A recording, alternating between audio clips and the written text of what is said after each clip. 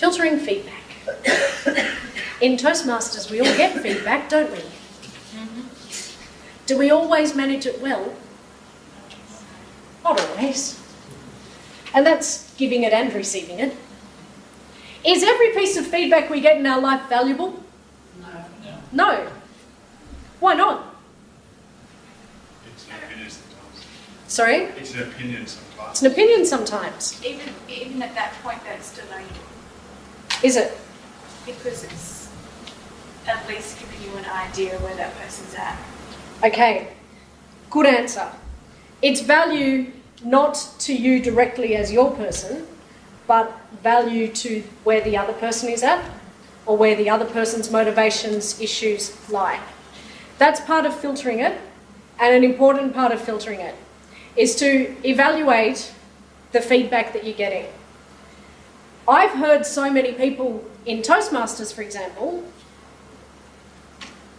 say the way they filter evaluations that they're given depends on the experience of the person giving it. Does that mean a beginner can't give you any valuable feedback? Absolutely not. Some of the most valuable feedback I have gotten has been from absolute beginners who don't know me, who've never seen me speak, who've never seen me do anything, who have no preconceived ideas of what I should be able to do or be doing or can do, and they give me feedback on exactly what they've seen, exactly what they've heard. And they will point something out that nobody else has ever said. And if I'm lucky enough to have had video of it, I will see exactly what they're talking about. Who videos stuff that they do? A couple of people? Is anyone here in a club that regularly videos everything that you do? A couple of people. Tell me, are the videos of value to you? Yes. Yes. Why? Because you can see it. You can see it. How much more sensible is feedback to you when you can actually watch what you've done? When you can hear or read that information whilst seeing it? It's believable. It puts things in perspective. If someone said, oh, you know, you use your arms too much and I just wish you'd give us a break because everything you do has a gesture and we never get time to breathe,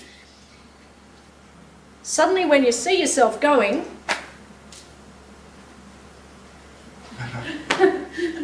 and you're watching it going, oh my God, it puts it into a perspective where you can actually focus on it and make the steps that you need to change, because you can see how it is for the audience. How often have you had feedback where you haven't seen what you've been doing, that you don't know that that's what you were doing, and you've not even taken it seriously until you've seen yourself on video? I think we've all done that. And actually said, oh. Yeah, that's right. I'm sorry, I don't do that. And then watched it and gone, oh. Actually, I do. Okay, let's be aware of that. Often, if you get a chance, video everything that you do if it's a speech, okay?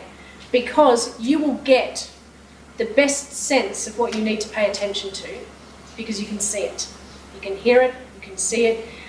A lot of what we do in every aspect of our life is actually unconscious.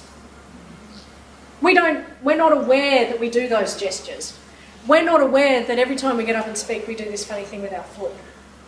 Until suddenly we watch it and we go, oh, I had no idea I did that.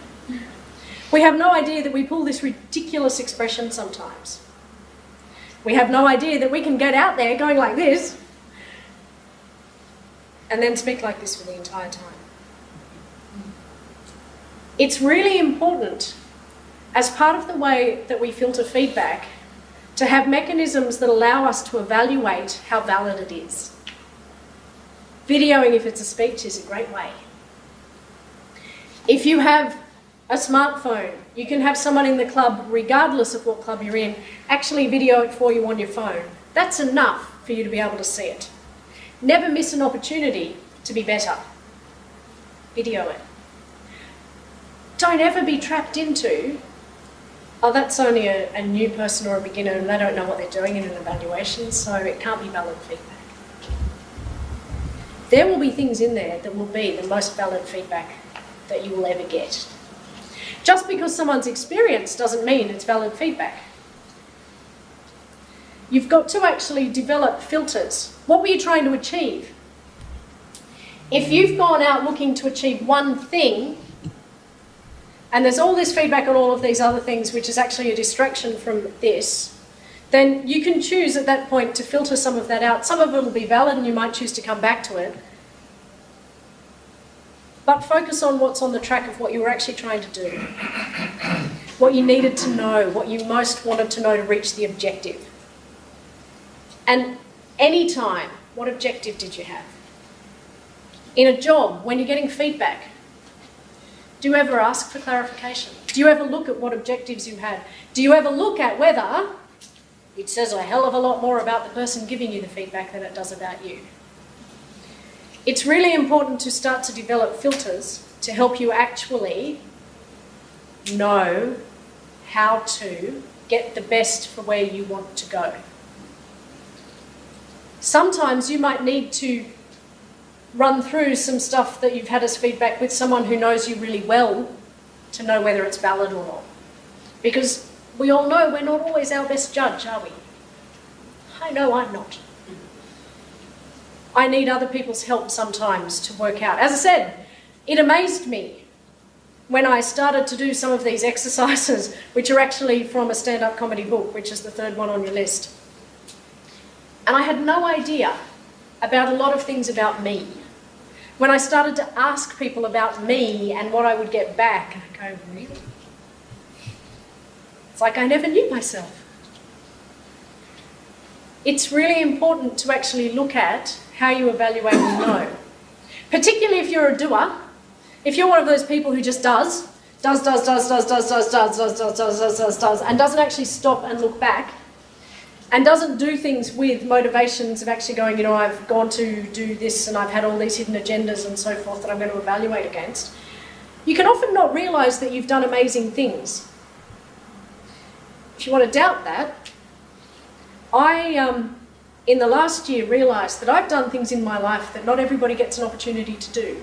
And I've never valued them because my family, it's just, you know, you just do. We don't celebrate any of these things. I didn't realise they were special. What a lot of you won't know is that I played the trombone. I've played at the Opera House in orchestras. I've played on television with SBS Youth Orchestra in its inaugural year. I didn't know any of that was special. I have a CD from 1993. Yes, 1993, this is scary. From a 40th anniversary of choral concerts where we were playing at the Opera House. I didn't realise it was a big thing to be playing in an orchestra at the Opera House and that maybe not everybody did it. It can be done. I didn't listen to this CD. I have to tell you, we played Mahler's Second Symphony, the fifth movement, which is a big thing. We played it in my last year of high school. The brass section of the SSO came and they gave us a standing ovation because they didn't believe school kids could play this music. I didn't know that was special. It's only last year. Let me tell you, I got the CD because I gave it to my parents in my good sense because I know I'm a cleanser of things rather than a hoarder. I gave it to my parents. I got it back and I listened to it because I'd been talking to a friend of mine about the role of a conductor. And I was trying to parallel the role of a conductor in an orchestra to other things in their life that they would understand. When I know, look, I've got this CD, and I was like, I'll bring it along. When I got that CD, I put it in my computer. I couldn't listen to it without bursting into tears. Because the very first song was a song where the brass section start. So the whole beginning goes, bum, bum, bum, bum, bum, bum, bum, bum, bum, bum, bum, bum, bum. That was me. And I'm listening to it in this complete disconnect of going, my God, that was me. And I burst into tears. About 15 times I burst into tears listening to this because I had never, ever got the fact that it was special or a big thing. It was just run-of-the-mill everyday stuff. After listening to it with my friends go, I can't believe I've just listened to a piece of music with the person who was playing in it. There are all of us have things that we do that we don't recognise. Things that we do that we don't know make us special. skills, talents, strengths that we have that we just don't acknowledge. And sometimes when you start asking other people what they see in you, what they know about you, who you are to them, it can be eye-opening. And it can help you get better results for you because you're suddenly working in a new framework of reference, which is actually a lot more real for the world that you're living in than the world you've been functioning in your own understanding of who you are. Don't be afraid to get feedback from people on how they see you, on how you come across to them, from a range of people who know you in different circumstances. It can be a very powerful tool. Whenever you're given feedback, look at the value of it to you. The value of it to you in what you need to do to progress, where you're wanting to develop, what you're wanting to achieve, and put it into those filters. Some will be valuable, some will be less valuable. Some might be stuff that you come back to later. But actually start to evaluate any piece of information you're given back. In work, from friends, in Toastmasters, from your family. Let's face it, families are not always the best givers of feedback. It's not always the most valid for us or the most useful. Always think of, is this saying more about the other person or about me? If it's saying something about the other person, you actually have an opportunity to change that relationship. You have an opportunity to go back and use some of those things we talked about understanding body language and understanding energy and understanding drivers and motivation to get a better result. And it might be as simple as building a better relationship with the person. It doesn't mean every relationship can be fixed, however. But it might give you the framework of reference that you need to be okay with it. Does that make sense? Is that all a bit deep for us this afternoon on a Sunday?